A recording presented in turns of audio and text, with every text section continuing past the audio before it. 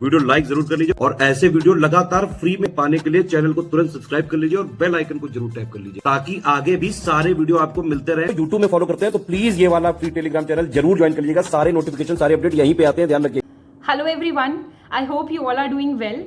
मैं Shivangi Singh study for civil services में आप सभी का बहुत बहुत स्वागत करती हूँ।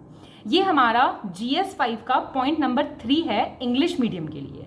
इसमें हम कवर करेंगे relation of Uttar Pradesh with India's independence before 1857, after 1857, Gandhian era, post independence era. मतलब सारे जितने भी हमारा इंडियन नेशनल मूवमेंट रहा है 1857 से लेके हमारे इंडिपेंडेंस तक, और उसके बाद भी यूपी से रिलेटेड सारी जो थ्योरी हैं, जो भी प्रोबेबल क्वेश्चंस बन सकते हैं, वो हम इसमें कवर करेंगे। बहुत छोटा सा लेक्चर बना है हमारा और इसमें हम लोग सारी वो इंपॉर्टेंट चीज़ें कवर कर लेंगे।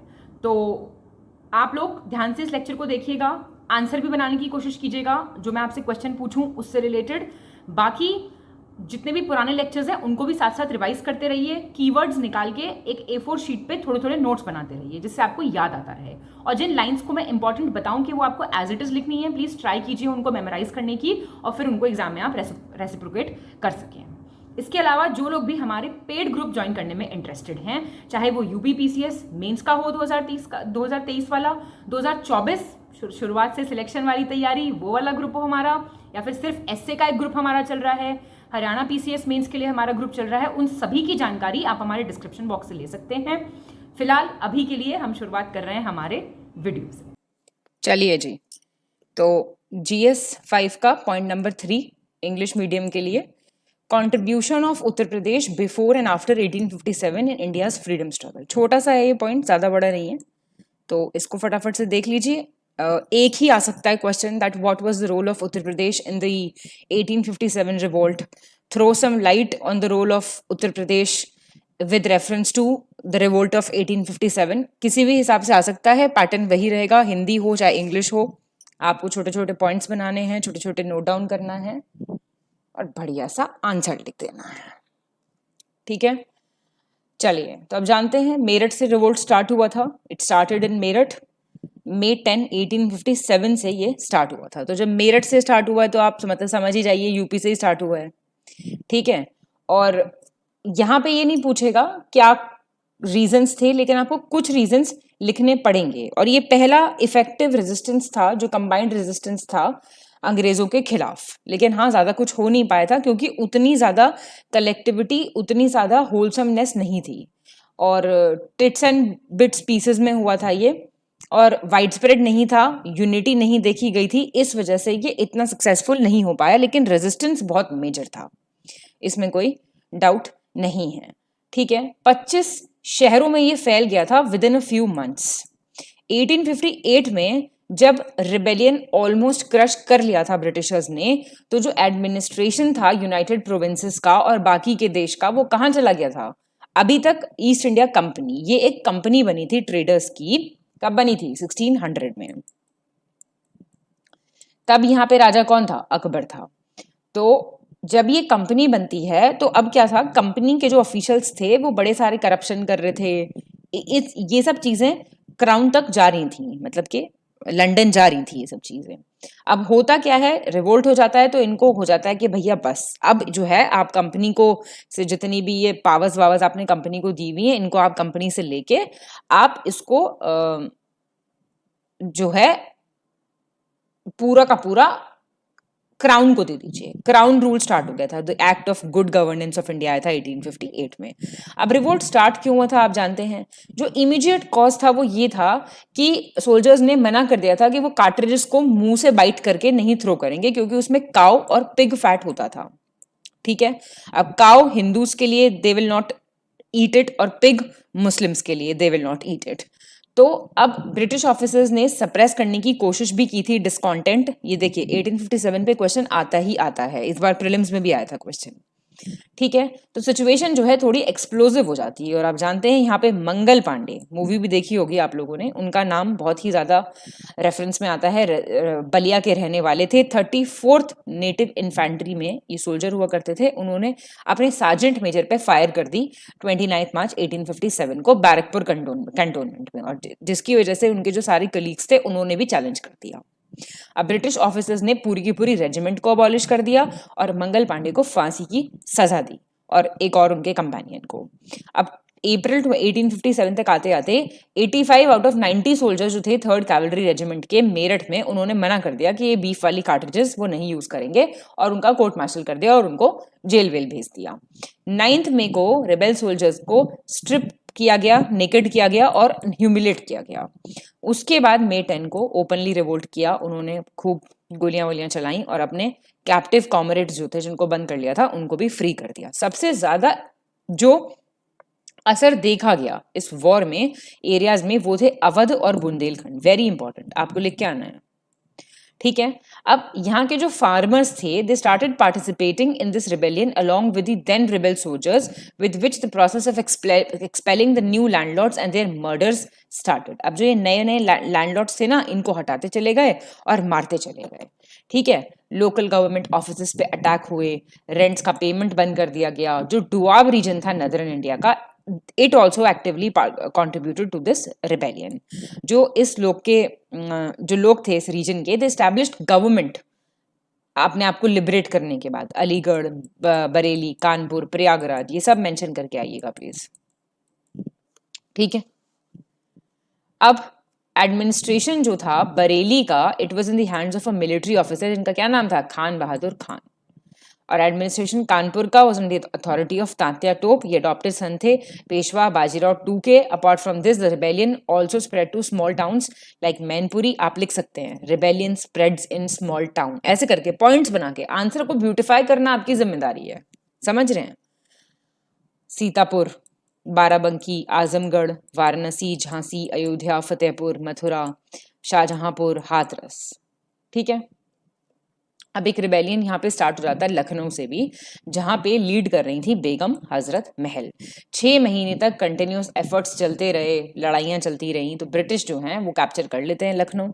लखनऊ के बाद कानपुर भी कर लेते हैं, ये बरेली भी कैप्चर कर लिया जाता है मई 1858 में। और इसके बाद ब्रिटिशर्स जो है रानी लक्ष्मीबाई को भी हरा देते हैं इन द बैटल ऑफ ग्वालियर, और झांसी को अपने कंट्रोल में ले लेते हैं। और 1859 में तात्या टोप को भी ये लोग पकड़ लेते हैं और डेथ सेंटेंस दे देते हैं। तो 1857 में 100 साल ऑलरेडी हो गए थे ब्रिटिश पावर को इंडिया में आए हुए।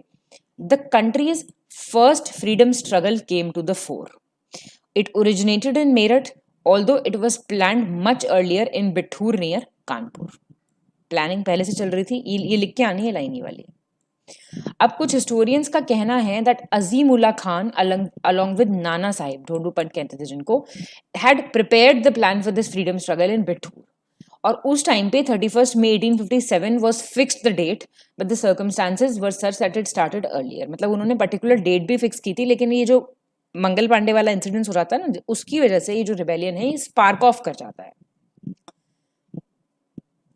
लखनऊ का आप देख चुके हैं। बहुत से नेटिव रूलर ऐसे भी थे जो न्यूट्रल रहे थे इस रिबेलियन में, और कुछ ने ब्रिटिशर्स को भी सप्रेस किया था। याद रखिएगा, जो ये झांसी की रानी की डेथ होती है लड़ते लड़ते, इसमें कहीं ना कहीं हाथ था ग्वालियर से। इसी वजह से आज तक बोला जाता है कि वो हारी थी, वरना वो नहीं हारती, बट शी फॉट वेलियंटली। फिर जून 5, 1857 को ये लोग कानपुर कैप्चर करते हैं और नाना साहब को वहां का पेशवा बना देते हैं। जो ब्रिटिश रेसिडेंट होते हैं लखनऊ में, हेनरी लॉरेंस, इनको जो ये रिबेल्स होते हैं ये मार देते हैं। रानी लक्ष्मीबाई को रूलर बनाते हैं झांसी का। खान बहादुर खान पावर लेते हैं बरेली में एज नवाब नाजिम। देवी सिंह रिबेलियन लीड कर रहे थे 1857 का मथुरा में, याद रखिएगा। और विलेज लेवल के किंग थे ये टप्पा राय मथुरा में, जिन्होंने एक पैरेलल गवर्नमेंट चला ली थी जब तक वो कैप्चर नहीं हुए और एग्जीक्यूट नहीं किया उनको ब्रिटिशर्स ने। और रानी लक्ष्मीबाई के बारे में आप जानते हैं, मणिकर्णिका नाम है इनका असली। मूवी, मतलब मैं तो मूवीज के हिसाब से ही बता देती हूँ आपको थोड़ा बहुत, है ना। कुछ बच्चे कमेंट करते हैं आप मूवीज बहुत देखती हैं, एक्चुअली मैं देखती नहीं हूँ मूवीज बहुत, लेकिन हाँ अब थोड़ा बहुत पता होता है मूवीज वगैरह के बारे में तो बता देते हैं आपको, ठीक है। अब मैंने ना मणिकर्णिका देखी है और ना ही मंगल पांडे देखी है, ठीक है। He led the rebellion with the help of Tatya Tope and he died on 18 June 1858. मौलवी लियाकत अली खान मुस्लिम रिलीजियस लीडर थे, कहाँ से? इलाहाबाद प्रयागराज से, and he was one of the leaders in 1857 rebellion against the British, जिसको बोला जाता है first Indian war of independence या फिर रिवोल्ट ऑफ 1857, ठीक है। कुछ लीडर्स के नाम लिखने आपको भाई, जो यूपी की सिटीज में से लीडर्स वगैरह ने पार्टिसिपेट किया वो तो आपको रटे होने चाहिए, बिल्कुल समझ रहे हैं। तो ये सब तो आसान होगा आपके लिए याद करना। अब बलिया, आपने सुना होगा क्विट इंडिया मूवमेंट के वक्त पैरेलल गवर्नमेंट्स बनाई गई थी। आपने अच्छे से ये बात पढ़ी होगी, पढ़ी है कि नहीं पढ़ी है? जब क्विट इंडिया मूवमेंट चल रहा था तब पैरेलल गवर्नमेंट्स बनी थी, तो उसमें आपका नाम आता है, आपको अच्छे से पता होगा इसका, बलिया का। तो अब बलिया यूपी में है तो वो इसलिए इंपॉर्टेंट हो जाता है। अब क्विट इंडिया मूवमेंट क्यों स्टार्ट हुआ था आप जानते हैं? क्रिप्स मिशन का डिपार्चर हो गया था। गांधी जी ने रेजोल्यूशन बना लिया था कि ब्रिटिश विड्रॉल तो अब होगा ही होगा और कोई जापानीज इन्वेजन नहीं होगा। CWC की एक मीटिंग होगी, जो कांग्रेस वर्किंग कमेटी थी, उसकी मीटिंग होती है, कहाँ होती है? वर्धा में। वर्धा में होती है जुलाई, अब ये यहाँ से तो देखिए आपका स्कूल्स वगैरह बंद होने स्टार्ट हुए, लेकिन जो मीटिंग होती है वर्धा में वो होती है जुलाई 14 को 1942 में। यहां से बोला जाता है कि अब आइडिया ऑफ स्ट्रगल को एक्सेप्ट करना ही करना पड़ेगा। अच्छा, अब क्विट इंडिया मूवमेंट क्यों स्टार्ट हुआ था? थोड़ा सा बैकग्राउंड दे रही हूं आपको जिन्हें रिवाइज करना है। क्रिप्स मिशन ने डेडलॉक नहीं सॉल्व कर पाया था। The Cripps mission was not able to solve the constitutional deadlock which exposed that Britishers जो हैं उनका एटीट्यूड अनचेंज रहना है। और थोड़ा सा डिसकंटेंट भी चल रहा था क्योंकि प्राइसेस बहुत बढ़ रहे थे, राइस सॉल्ट वगैरह की शॉर्टेज थी, ऊपर से फेमाइन पॉलिसी थी अजीब सी, ठीक है।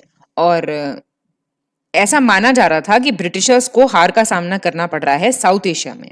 तो इससे पता लग रहा था कि ब्रिटिशर्स की जो आन बान शान है उसका कोलैप्स हो रहा है। तो अब आप कर सकते हैं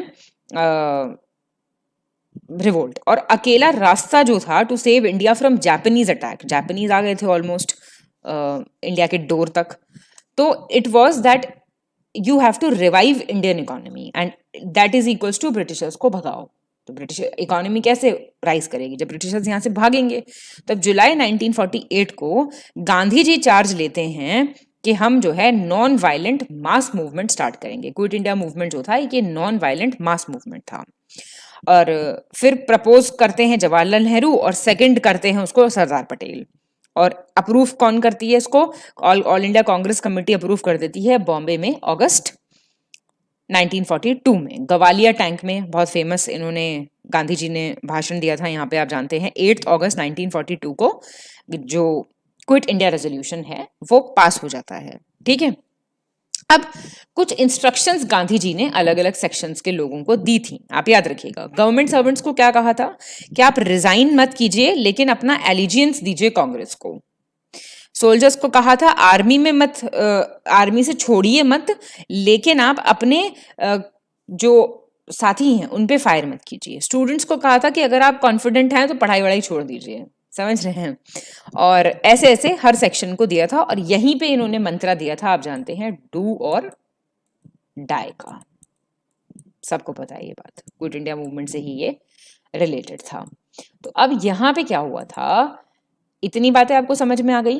तो अब क्या होता है, सप्रेस करती है गवर्नमेंट मूवमेंट को। तो पैरेलल गवर्नमेंट्स बनी थी बालिया में, एक हफ्ते के लिए बनी थी और एक किसके अंडर बनी थी आपको पता होगा, चिट्टू पांडे के अंडर। अब पार्टिसिपेट जो कर रहे थे कांग्रेस लीडर्स मूवमेंट में, उनको अरेस्ट कर लेती है। तो मास अपराइजिंग शुरू हो जाएगी बलिया में भी। 10 अगस्त 1942 को सारे स्कूल्स बंद रहेंगे। 13 अगस्त को ब्लिथरा रोड रेलवे स्टेशन पर अटैक कर दिया जाएगा और जो आसपास की बिल्डिंग्स है उनको जला दिया जाएगा। ये पढ़ के जाइएगा, ये कहीं स्पेक्ट्रम वगैरह में नहीं मिलेगा आपको, ठीक है।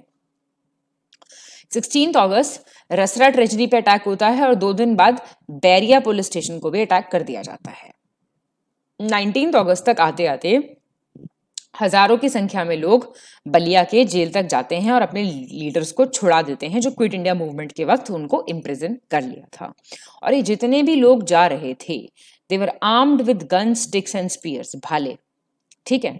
और इनके रिबेलियन की वजह से administration were compelled to open the jail doors and political prisoners were released. ये एक हिस्टोरिक विक्ट्री थी बलिया के लिए, very important. And the people there to control of the city and they declared independence for Ballia on 20 August 1942, very important. और government भी बनी थी under the leadership of Chittu Pande, लेकिन बाद में गवर्नमेंट ने उसको रिप्रेस कर दिया था और जवाहरलाल नेहरू और सुभाष चंद्र बोस ने चिट्टू पांडे को कहा था tiger of Ballia, very important, ठीक है। तो अगर आपसे आए that what was the role of Uttar Pradesh specifically in the quit India movement, तो आप ये चीज बता सकते हैं, ठीक है। चलिए अब कुछ रेवोल्यूशनरी मूवमेंट देख लीजिए यूनाइटेड प्रोविंसेस के। गांधी जी के रेवोल्यूशनरी मूवमेंट से पहले यूपी में एक मास मूवमेंट ऑलरेडी प्रिवेलेंट था यहाँ के फार्मर्स में, लखनऊ और आसपास के इलाकों में। इस मूवमेंट को कहा गया था एका आंदोलन, जिसको लीड कर रहे थे मदारी पासी, बस इतना ध्यान रखिएगा आप, इंपॉर्टेंट है ये। फिर एक इंसिडेंट आप सुनते होंगे, चौरी चौरा इंसिडेंट। 1 अगस्त 1920 को, इसी दिन लोकमान्य तिलक की डेथ भी होती है, महात्मा गांधी ने नॉन कोऑपरेशन मूवमेंट लॉन्च किया था, ठीक है, ब्रिटिशर्स के अगेंस्ट, ब्रिटिश गवर्नमेंट के अगेंस्ट। इसमें बॉयकॉट कहा था, आप फॉरेन गुड्स का बॉयकॉट कर दीजिए, मशीन से बने हुए clothes, legal, educational, administrative, government institute, सबको छोड़ दीजिए। अब ये मूवमेंट जो है प्रोग्रेस कर रहा था अच्छा खासा। अब होता क्या है, 1921-22 में कुछ वॉलंटियर्स थे कांग्रेस और खिलाफत मूवमेंट के, जिन्होंने एक राष्ट्रीय स्वयंसेवक कॉर्प करके ऑर्गेनाइज किया था। अब मीटिंग एड्रेस की थी एक ऑफिस बेरर ने गोरखपुर कांग्रेस की और खिलाफत कमेटी की पीजेंट ऑफिसर्स को कहा कि वो कंप्लाई करें with the pledge of non cooperation movement और डोनेशंस वगैरह कलेक्ट करें। कुछ दिन पहले, a few days before February 4 incident, police ने क्या किया था, अब ये इंसिडेंट हुआ क्यों था, मतलब ऐसी थोड़ी ना जाके पुलिस स्टेशन में आग लगा दी थी और लोगों को मार दिया था। तो ये सब चल रहा था, सारी गतिविधियां चल रही थी। अब 4 फरवरी वाले इंसिडेंट से कुछ दिन पहले पुलिस जो है वॉलंटियर्स के ऊपर बहुत हार्शली आई थी। और ये वॉलंटियर्स क्या चाह रहे थे, ये सिर्फ ये चाह रहे थे कि जो ये ट्रेड चल रही है ना फॉरेन क्लोथिंग में, फेयर प्राइसेस को, मीट और फिश की फेयर प्राइस होनी चाहिए, ये ट्रेड स्टॉप हो जानी चाहिए फॉरेन क्लोथिंग में, ये सब चाह रहे थे। इसके अलावा उन्होंने किडनैप कर लिया था एक ब्रिटिश पैरामिलिट्री पर्सनल को, जिसका नाम था भगवान अहीर, और उसको मारा था बहुत बुरी तरीके से। अब भाई 4 फेब को ये वॉलंटियर्स थे जो इस सिटी में इकट्ठा हुए थे, मीटिंग के बाद उन्होंने एक ग्रुप बनाया और वो पुलिस स्टेशन के लिए निकल गए, जहां पे वो एक बहुत ही पीसफुल प्रोटेस्ट कर रहे थे मुंडेरा मार्केट के पास, ठीक है। अब पुलिस ने यहां पे एरियल फायर की और पत्थर वत्थर फेंके। पुलिस ने फिर ओपन कर दी फायर क्राउड पे, जिससे 3 लोग मर गए और काफी सारे लोग और घायल हो गए। इसके बाद क्या होता है, a volcano of anger erupted in the crowd, जिससे उन्होंने फिर रिटेलिएट किया और पुलिस वाले जो थे वो पुलिस स्टेशन में जाके छुप गए। इसके बाद ये लोग यहाँ पे तेल छिड़क देते हैं, केरोसिन, और पूरा पुलिस स्टेशन को आग लगा देते हैं। अब कुछ जो पुलिसमैन भागने की कोशिश कर रहे थे उनको ये वार फिर से, मतलब मारपीट कर रहे थे और वापस से फिर उनको थ्रो कर रहे थे on the distinctive red turban which were torn to pieces by an angry mob. वो लगाते होंगे ना लाल रंग की टोपी पुलिस वाले। अब इसकी वजह से बहुत सारी प्रॉपर्टी भी डिस्ट्रॉय हुई थी, वेपन्स वगैरह भी डिस्ट्रॉय हुई थी, और वॉलंटियर्स ने कंसिडर किया था this boycott of the police station as an indicator of the arrival of Gandhi rule. लेकिन अब इनको ये नहीं पता था ना कि गांधी जी इसको बहुत, मतलब हिंसा तो हुई थी, तो इसकी वजह से वो नॉन कोऑपरेशन मूवमेंट ही रोक देंगे। अब गांधी जी जो है इस बात से बहुत डिस्टर्ब हो गए और उन्होंने बहुत आलोचना की that this is a crime, और वॉलंटियर्स जो थे नियर बाय विलेजेस के, उनको डिस्बैंड कर दिया गया इन ग्रुप्स को, और चौरी चौरा रिलीफ फंड बना with the aim of displaying genuine sympathy for the incident and atonement. Gandhi ji ने डिसाइड कर लिया था नॉन कोऑपरेशन मूवमेंट अब हम सस्पेंड कर देंगे, और सत्याग्रह जो है वो फॉर्मली सस्पेंड हो गया था 12 फरवरी 1922 को। कांग्रेस वर्किंग कमेटी ने को डिसॉल्व कर दिया था। तो इसकी वजह से बहुत लोग नाराज भी हो गए थे गांधी जी से कि एकदम से कैसे आपने ब्रेक लगा दिया मूवमेंट पे एंड दिस एंड दैट, ठीक है। अब यहाँ पे दिया हुआ है चौरी चौरा सेंटेनरी सेलिब्रेशंस। प्रधानमंत्री नरेंद्र मोदी ने चौरी चौरा सेंटेनरी सेलिब्रेशंस को इनॉग्रेट किया था गोरखपुर उत्तर प्रदेश में वीडियो कॉन्फ्रेंसिंग के द्वारा 4 फरवरी 2021 को। 100 साल पूरे हो गए ना। और पोस्टेज स्टैंप भी निकाला था एक, और स्टेट वाइड सेलिब्रेशंस हुए थे यहाँ पे, और बहुत सारे प्रोग्राम्स ऑर्गेनाइज हुए थे। Special programmes were organised in each district of the state. जो वहाँ के शहीद हैं उनकी ग्रेवयार्ड पे प्रभात फेरी ऑर्गेनाइज हुई थी। एनएसएस एनसीसी के कैडेट्स स्काउट गाइड्स इन्होंने बैनर्स वगैरह लेके पूरा रैली वगैरह निकाली थी, और बहुत से students artist and others also participated in the mass recitation of Vande Mataram at 10 AM। National tune बजाई गई थी, पुलिस बैंड्स ने बजाई थी, एंड एजुकेशनल इंस्टीट्यूशंस वगैरह पे। और इस ओकेजन पे वेरियस प्रोग्राम्स वर ऑर्गेनाइज्ड 4 फरवरी 2021 से 4 फरवरी 2022 तक, 1 साल तक पूरा चला था। एंड बस ये तो आप जानते ही हैं, गोरखपुर में ये हुआ था। डेट आपको याद रखनी है, ठीक है। फिर आती है आपकी हिंदुस्तान सोशलिस्ट रिपब्लिकन एसोसिएशन। जो जो चीज़ें यूपी से रिलेटेड हैं वो तो भैया पढ़ के जानी पड़ेंगी हर हाल में। HRA, बाद में ये HSRA हो गई थी, हिंदुस्तान सोशलिस्ट रिपब्लिकन एसोसिएशन, पर पहले ये बनी थी HRA। अक्टूबर 1924 कानपुर उत्तर प्रदेश में। किस किस ने फाउंड की थी? कुछ रेवोल्यूशनरीज थे, राम प्रसाद बिस्मिल, जोगेश चैटर्जी, चंद्रशेखर आजाद, योगेंद्र शुक्ल और सचिंद्र नाथ सान्याल। एम क्या था? To organise an armed revolution, हथियार से रेवोल्यूशन करेंगे और कॉलोनियल रूल को खत्म करेंगे और एक फेडरल रिपब्लिक स्टैब्लिश करेंगे as United States of India, ठीक है। और इसी ग्रुप ने एक एक्ट किया था, आप जानते हैं काकोरी ट्रेन लूटी गई थी, काकोरी ट्रेन रॉबरी हुआ था, तो उसके बारे में भी देख लीजिए। काकोरी ट्रेन एक्शन नाम हो गया है इसका, आप जानते होंगे ये चीज़, ठीक है। तो अगस्त 1925 में एक आर्म्ड रॉबरी हुई थी काकोरी एक्सप्रेस, जो कि शाहजहानपुर से लखनऊ जा रही थी। तो पहले तो याद रखिएगा, कुछ का कुछ मत लिख के आइएगा, मेंस में बिल्कुल ठीक चीज़ लिखनी है, तभी अपने आप को पढ़ा लिखा दिखाना है। यू शुड बी, आप लगना चाहिए स्टडी फॉर सिविल सर्विसेज से पढ़ के आए हैं, ठीक है। और एम क्या था इनका? ये जो ट्रेन थी ये मनी जो है ट्रांसपोर्ट कर रही थी, जो अलग अलग रेलवे स्टेशन से कलेक्ट किया गया था। अब इस प्लान्ड रॉबरी का एम था फंडिंग एक्टिविटीज। फंडिंग किसने की थी? Aimed at funding the activities of HSRA, Hindustan socialist Republican army. Bismil Khan and more than 10 other revolutionaries intercepted the train, robbed it and fled with the money plundered from there। अब एक महीने में robbery के बाद maximum members जो थे HSRA के वो अरेस्ट कर दिए गए थे। सितंबर 1926 में Bismil was arrested but Khan was still abscond, मतलब भागे हुए थे वो। अब according to a release issued by the PIB, he hid himself in a sugarcane field half a mile away from his home for some time, after which he first left for Bihar and then to Delhi, where he was finally arrested। Trial इस case का around 1.5 साल तक चला था, जो 1927 में जिसका जो एंड हुआ था, where Bismil Khan, Rajendra Lahiri and Roshan Singh were sentenced to death and others to life imprisonment. तो थोड़ा सा डिटेल्स आपको पता होनी चाहिए कि क्या कौन सा मूवमेंट कैसे था। अब Kakori incident was a major setback for this group, क्योंकि अरेस्ट हो गए सारे के सारे, ये तो इन्होंने नहीं सोचा होगा। However the group was soon reorganized under the leadership of Chandrashekhar Azad with the help of contributions from members like Bhagat Singh, Bhagwati Chandra Vohra, Charan Vohra and Sukhdev।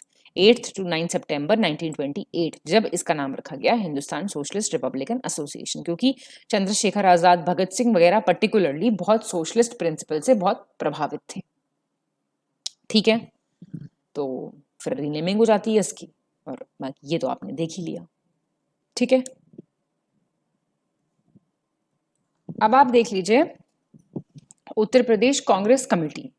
पहली कॉन्फ्रेंस जो कांग्रेस कमेटी की यूपी में हुई थी वो पंडित मोतीलाल नेहरू की चेयरमैनशिप में हुई थी। सूरत सेशन हुआ था 1907 में। पंडित मोतीलाल नेहरू और पंडित मदन मोहन मालवीय जो थे उत्तर प्रदेश के, उन्होंने मॉडरेट्स को सपोर्ट किया था जब स्प्लिट हो गया था ना कांग्रेस में। 1909 में पॉलिटिकल कॉन्फ्रेंस होती है स्टेट कांग्रेस की फिर से शुरू, आगरा में। चेयरमैन थे मोतीलाल नेहरू। 1910 तक आते आते कांग्रेस जो एज ऑर्गेनाइजेशन थी, जो स्टार्ट हुई थी, वो एक्सपैंड कर गई थी काफी सारे डिस्ट्रिक्ट्स में विद इन यूपी।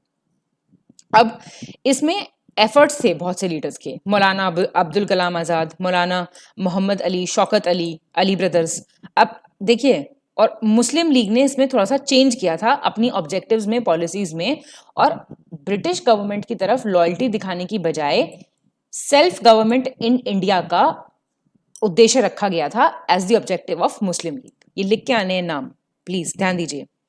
और इसके बाद तिलक, एनी बेसेंट और जिन्ना के कंबाइंड एफर्ट्स के साथ 1915 में कांग्रेस और मुस्लिम लीग के सेशन होते हैं, आप जानते हैं मुंबई में, और फिर तो आप जानते ही लखनऊ में लखनऊ पैक्ट साइन हुआ था। फिर से जो है दोनों में कोऑपरेशन स्टैब्लिश हो गया था। और लीडर थे जिन्ना खुद, जो लीडर रहे थे कांग्रेस के सिंस 1904। अंबिका चरण मजूमदार की प्रेसिडेंटशिप थी लखनऊ कांग्रेस सेशन में। यहाँ पे कांग्रेस और लीग जो है वो साथ में आए थे, जिसको कांग्रेस लीग पैक्ट कहा जाता है। ट्रेन चलाई गई थी प्रॉपर, एक स्पेशली, जहाँ पे पूरे भर के आए थे सपोर्टर्स और डेलीगेट्स।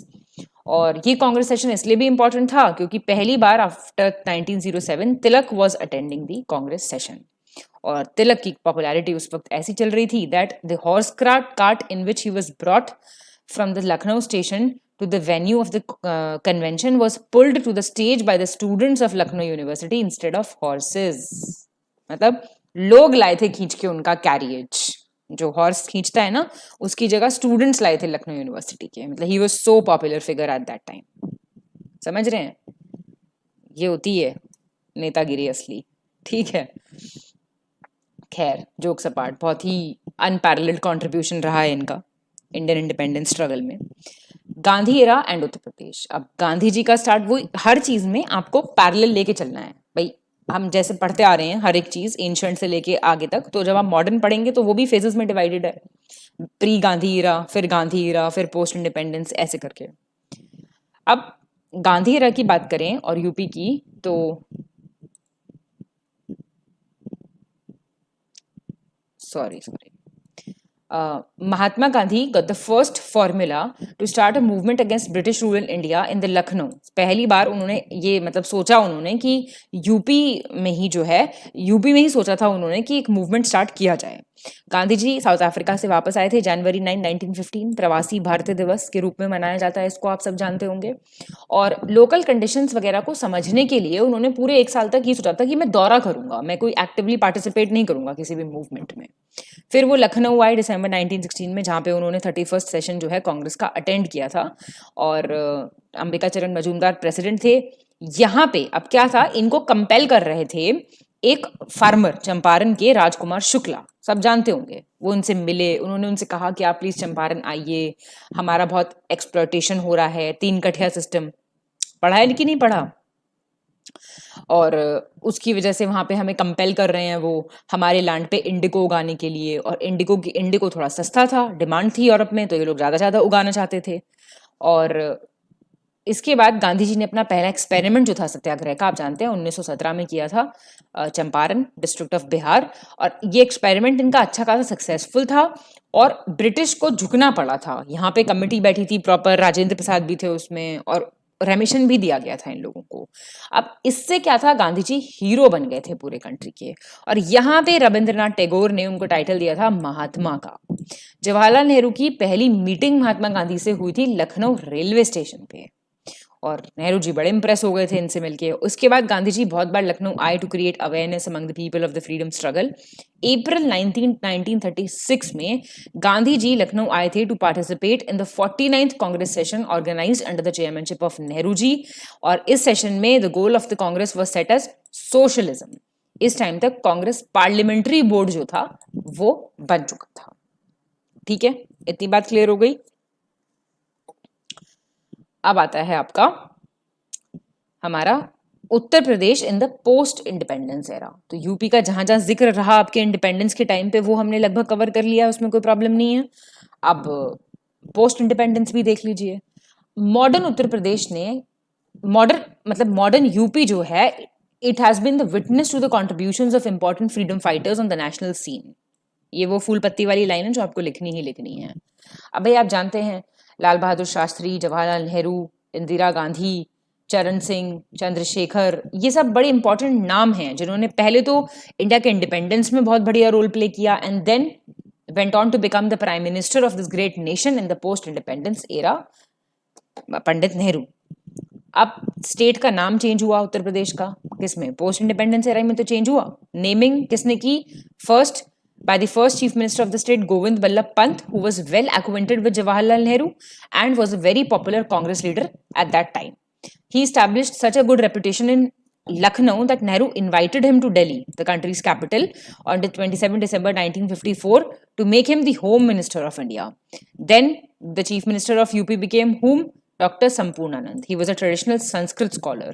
फिर कुछ टाइम बाद, under the leadership of Kamlapati Tripathi and C.B. Gupta, the period of political turmoil started in UP, after which Sampurnanand was forced to resign from the post of Chief Minister in 1960, but then he was transferred to Rajasthan as the governor of the state. अब फिर politics तो आई जाती है, आप जानती हैं अच्छे से ये बात। और उसके बाद Gupta and Tripathi, this, when he was removed, then the way was clear for Gupta and Tripathi to become the chief ministers of UP.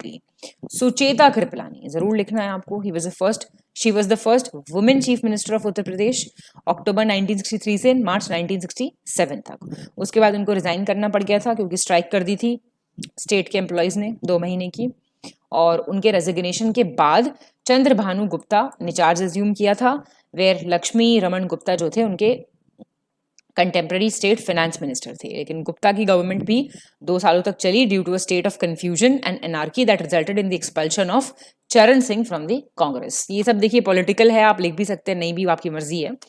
चरण Singh later founded a party called जन Congress and then he became the first non Congress government, आप जानते हैं UP में, और बाद काफी time तक वो चले थे वहां पे। उसके बाद हेमवती नंदन बहुगुणा चीफ मिनिस्टर रहे यूपी के काफी लंबे समय तक कांग्रेस पार्टी में 1970s में। ये और बाकी के नॉन कांग्रेस चीफ मिनिस्टर्स जो थे, they were sacked by the erstwhile central government headed by Indira Gandhi shortly after the unpopular, जो आप जानते हैं इमरजेंसी का पूरा सीन, इट वॉज इम्पोज्ड। इसके बाद Shri Narayan Dutt Tiwari became the chief minister of the state.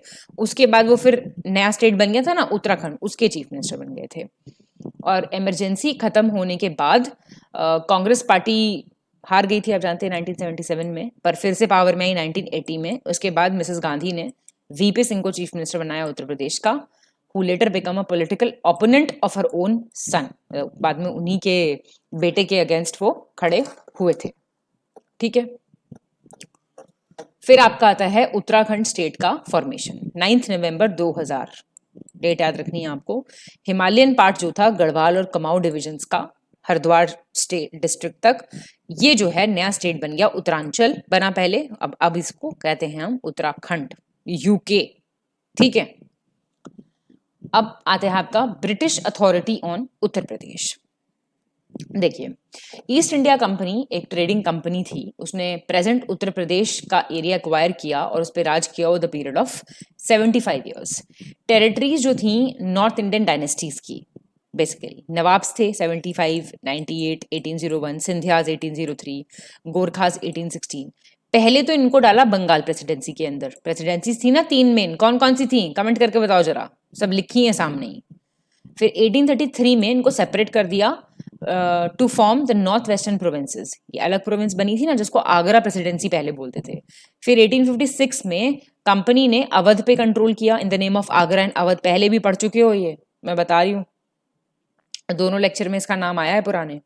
Agra and Awadh United provinces बन गया था, और फिर 1877 में it was merged in the north western provinces, जो यहाँ पे बना था ना 1833 में, इसमें इसको मर्ज कर दिया।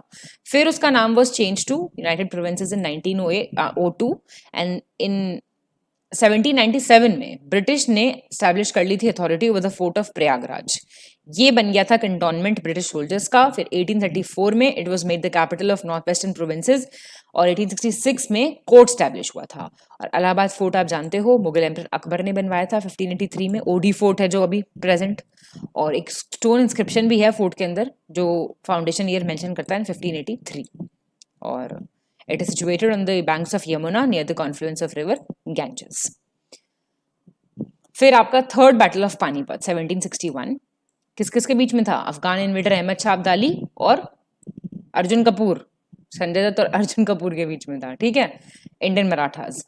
But the way Nawab Shuja-ud-Daula of Awadh along with Najib Khan, इन्होंने मतलब अहमद शाह अब्दाली को हेल्प की थी रहमत खान ने रोहिलखंड से, सदुल्ला खान से, ये रूलर थे बरेली मेरठ। वाले इलाके के, और इन्होंने अहमद शाह अब्दाली को सपोर्ट किया था. He expose the local administrative and military weaknesses to the world. फिर ईस्ट इंडिया कंपनी की victory over Mughal emperor Shah Alam II, treaty of Allahabad, याद आ रहा है? Nawab Shuja-ud-Daula of Awadh and Nawab Mir Qasim of Bengal in the battle of Buxar in 1764 wrote the word slavery on the forehead of Indians, which was erased only after the independence achieved after a long struggle. Very important lines, आप coat कर सकते हो. After this war, the Mughal emperor and the Nawab of Awadh became puppets in the hands of the British, while Mir Qasim तो भाग ही गए थे, उनको तो एग्जाइल हो गई थी. फिर 1780 में the British force Raja Chet Singh the ruler of Banaras to accept submission. Shuja-ud-Daula के बाद असफुद्दौला आते हैं 1797 में. फिर उनके ब्रदर आते हैं सादत अली, जो बनते हैं नवाब. सादत अली ने प्रयागराज, गोरखपुर, रोहिलखंड, कानपुर, फतेहपुर, इटावा, ईटा, साउथ मिर्जापुर, कुमाऊं, ये सब दे दिया था ब्रिटिशर्स को, और इन्होंने कहा था भाई हमें सिक्योरिटी दे दो. अब सिक्योरिटी का इनको ऐशो आराम दे दिया था ब्रिटिशर्स ने, चलिए आप करते रहिए ऐश, खाते पीते रहिए, मौज करते रहिए, दुनिया अपना गरीबी में परेशान रहेगी, देश स्ट्रगल करेगा, आप मौज कीजिए. ठीक है. कुछ टाइम बाद नवाबा फरूखाबाद को भी उनकी टेरिटरी दे दी थी. ब्रिटिश ने डिफीट किया मराठास को 1803 में, कैप्चर किया अलीगढ़, मेरठ, आगरा, झांसी, बांडा, हमीरपुर, जलाऊं, ये सब लिख के आना है भैया. तो प्रेजेंट उत्तर प्रदेश में कैसे, अब क्वेश्चन आएगा, how did the British enter the Uttar Pradesh and how did they expanded their control over the state. अगर ऐसा क्वेश्चन आता है तो उसमें ये लिखेंगे आप. ठीक है. फिर आपका पूरा जो रीजन था उत्तर प्रदेश का, वो किस प्रेसिडेंसी में था? पहले बंगाल में था, फिर बाद में गवर्नर जनरल का रूल चल रहा था इसमें. फिर 1833 में सेपरेट आइडेंटिटी मिली थी एज आगरा प्रेसिडेंसी, और एक सेपरेट गवर्नर भी यहाँ पे अपॉइंट किए गए थे. तो इस तरीके से आप अगर कोई क्वेश्चन ऐसा आता है तो उसको अपना कंप्लीट इस फॉर्म में आंसर दे सकते हैं उसका. ठीक है. 1857 का रिवोल्ट हो गया आपका, गांधी एरा हो गया आपका, कांग्रेस वर्किंग कमिटीज हो गया आपका, एका मूवमेंट हो गया, फार्मर्स का पार्टिसिपेशन हो गया. किसी भी चीज से रिलेट करें तो आपको अलग से डेटा दिया जा रहा है, जिससे आप देखिए. एक बात है, खत्म हो गया इलेक्शन हमारा यहाँ पे, इसको आप पूरा अपने पढ़े हुई चीजों से लिंक करके आंसर बना के देख लीजिए, और अच्छा आंसर बन जाएगा. ठीक है. ये आपको रेडीमेड डेटा दिया जा रहा है, थ्योरी. इसके साथ साथ प्लीज प्रैक्टिस जरूर करते रहिए, पढ़ते रहिए बढ़िया से, चेहरे पे बड़ी सी मुस्कान के साथ. And all the best. Thank you so much. Have a nice time.